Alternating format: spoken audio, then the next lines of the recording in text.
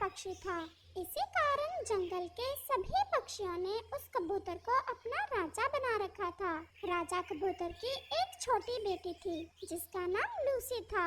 राजा कबूतर अपनी बेटी से बहुत प्यार करता था, परंतु उसे किसी न किसी काम से हर रोज दूर दूर जाना पड़ता था। इसलिए राजा कबूतर ने तोते से कहा, तोते, आप तो जानते हो मुझे हर रोज किसी न किसी काम से बाहर जाना पड़ता है और पीछे मेरी बेटी अकेली हो जाती है।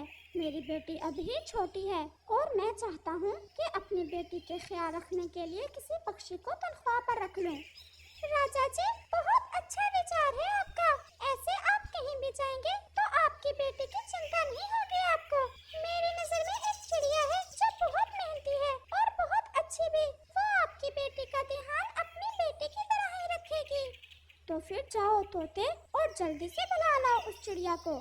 फिर तोता वहाँ से चला जाता है और चिड़िया को सारी बात बताता है। फिर उस चिड़िया को साथ लेकर कबूतर राजा के पास पहुँच जाता है। चिड़िया, आपको अच्छे से अच्छा भोजन मिलेगा और सब कुछ, परंतु आपने मेरी बेटी का अच्छे से ध्यान रखना है।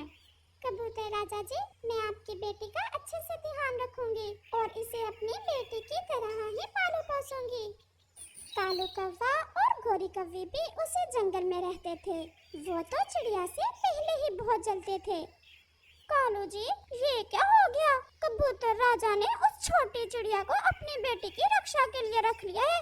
अगर ये काम हमें मिल जाता तो तरह तरह के शाही खाने हम खाते। और करना क्या था, बस उस छोटी कबूतरी पर नजर ही तो रखनी थी। अब तो वो छोटी चिड़िया खाएगी शाही भोजन। परंतु गौरी, मैंने भी एक उपाय सोच लिया है। मेरा सुंदर पति, मुझे तो पहले ही पता था मेरा कालू किसी से कम नहीं, जरूर कोई ना कोई उपाय निकालेगा। फिर कालू कौवा गोरी कौवी के कान में कोई बात बताता है, जिसे सुनकर वो कौवी बहुत खुश हो जाती है। फिर वो दोनों रानू चिड़िया के पास आते हैं। रानू चिड़िया, कबूतर राजा जी कहाँ हैं? गोरी बहन, कबूतर राजा तो किसी जरूरी काम से दूसरे जंगल गए हुए हैं। परंतु चिड़िया, आपके लिए एक बहुत बुरी खबर है। बुरी खबर? क्या क्या बुरी खबर है गोरी बहन? चिड़िया, दूसरे जंगल में जो तुम्हारी बहन रहती है वो तो बहुत बीमार है। उसका तो कोई पता नहीं कि आज या कल मर जाए। चिड़िया, आप जाएं और देखें अपनी बहन को। परंतु कबूतर राजा नहीं है और लूसी के पास भी तो कोई और नहीं है। लूसी की चिंता तुम न करो, हम बैठे हैं लूसी के पास। आप लूसी को अकेला छोड़कर कहीं न जाना, मैं शाम तक लौट आऊंगी। फिर रानू चिड़िया दूसरे जंगल अपनी बहन को देखने चली जाती है। चल भी कालू, अभी मौका है, उठा इस लूसी को और छुपा दे इसे कहीं पहाड़ों में जाकर। और फिर मरेगी छोटी चिड़िया कबूतर राजा से।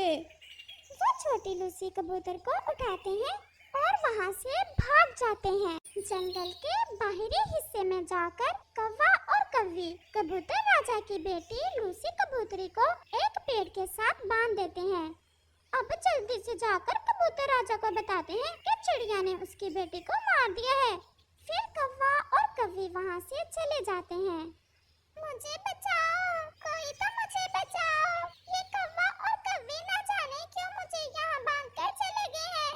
वो लूसी कबूतरी ऐसे मदद की गुहार लगाती है, परंतु वहाँ तो कोई था ही नहीं। कोई होता तो उसकी आवाज सुनता। शाम होने को थी और कबूतर राजा भी लौटकर आ जाता है। वो तो अपनी छोटी बेटी लूसी कबूतरी को ना देखकर बहुत चिंतित हो जाता है। वो पास में बैठे तोते से कहता है, तोते, ना तो वो चिड़िया है और ना ही मेरी बेटी। किसी को कुछ पता नहीं है कि मेरी बेटी कहाँ है। मैंने हर जगह तलाश की है। राजा जी, वो चिड़िया तो बहुत अच्छी है, वो कोई ऐसी हरकत नहीं कर सकती। मैं तो खुद सोच रहा हूँ कि ये सब कैसे हुआ और हमारी लूसी कबूतरी कहाँ चली गई है। ऐसे ही वहाँ कौवा और कौवी आ जाते हैं। कौवी तो आते ही रोना शुरू कर देती है।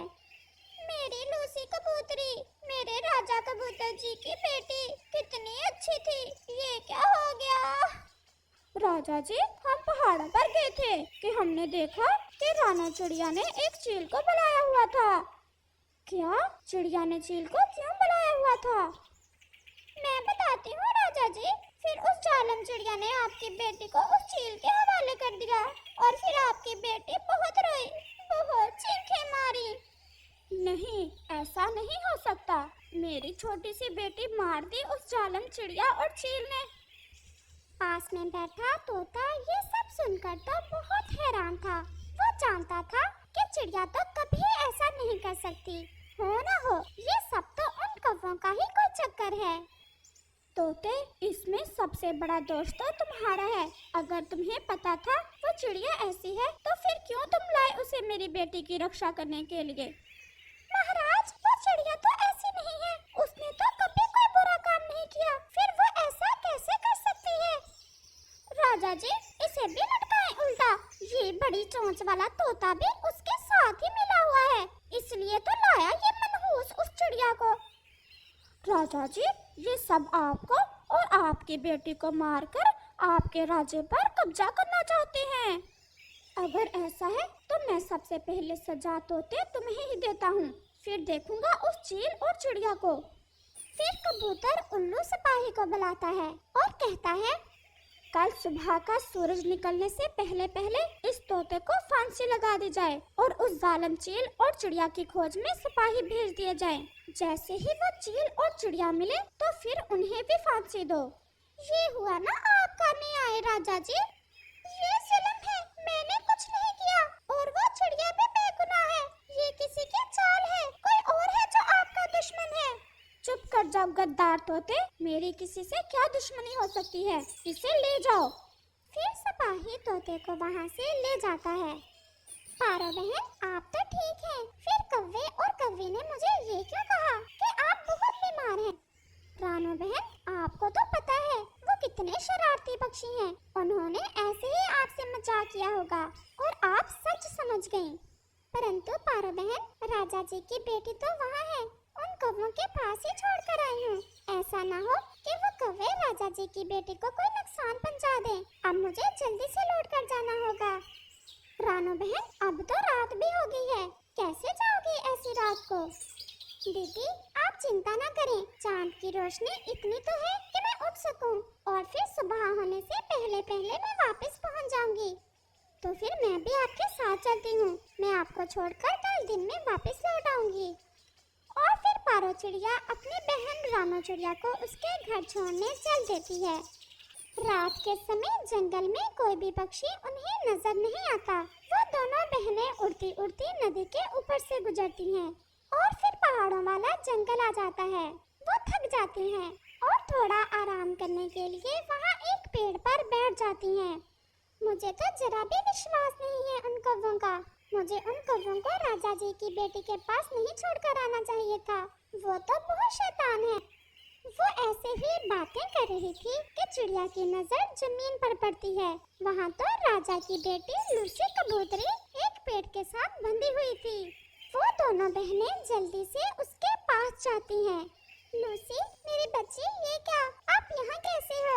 और किसने आपको यहाँ रस्सियों से बांधा है? आंटी, आंटी, मुझे कालू कौवे और गोरी आंटी ने यहाँ रस्सियों से बांधा था। मैं बहुत रोई, परंतु वो मुझे रोता छोड़कर यहाँ से चले गए। रानो, ये कौवे जरूर कोई शैतानी खेल खेल रहे हैं जो आपसे मेरे बीमार होने का झूठ बोला और इस गुड़िया को यहाँ रस्सियों से बांध के। अब हमें जल्दी जल्दी लूसी को लेकर कबूतर राजा के पास जाना होगा। फिर वो दोनों बहनें उस छोटी कबूतरी को साथ लेकर वापस होती हैं। ऐसे ही सुबह हो जाती है और सूरज तो बहुत ज्यादा रोशन था। कबूतर राजा जी, जल्दी जल्दी लगाएं इस बड़ी चोंच वाले को फांसी, फिर हम ढूंढ कर लाते हैं उस चिड़िया की बच्ची को भी। गोरी कौवी ने अभी ऐसा कहा ही था कि वहाँ चिड़िया और उसकी बहन राजा कबूतर की बेटी को साथ लेकर पहुँच जाती हैं, जिसे जिंदा देखकर राजा कबूतर को अपनी आंखों पर विश्वास ही नहीं हो रहा था। फिर वो छोटी कबूतरी अपने पिता को सारी बात बताती है, जिसे सुनकर राजा तो बहुत गुस्से में आ जाता है और फिर कौवे और कौवी को उल्टा लटका देता है।